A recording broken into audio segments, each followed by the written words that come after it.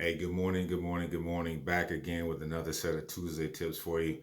Last week we started on just building a foundation on basic credit 101 in regards to the five factors that's needed to build up your scores, which is payment history, 35%, accounts and debts owed, which is another 30%, length of credit history, 15%, new credit applied for, which is 10, and then also types of credit, which is 10 as well. That builds up the entire 100% of your score. We're just going to build on top of that and talk about the payment history part. That is 35%, the biggest part of our scores. So we want to make sure that, obviously, simple enough, make sure that we get our payments done on time, of course, but also at the same time, some simple tips of just doing it on purpose.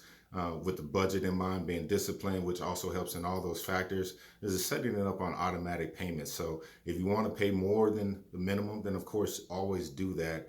But at the same time, make sure that you set it for the due date, and then you also set it up for the minimum payments that's there, so that way you never miss that. Because I have seen to where you miss one $25 payment on a credit card, and it'll drop your score, unfortunately, over 70 points in one scenario that I have seen. So it's different for everybody. It's a different algorithm. Everybody's credit is built up differently. So there's no specific point value that's accredited to just one late or anything like that. But once you do make that first late on your credit, it is there. So you always want to make sure you do what you can to prevent that. And once you have a clean and a brand new account, is to not let that happen. Setting automatic payments will be the best way to do that. Keep that 35% the strongest there by just making the payments on time. And then when you are able to do more, do more.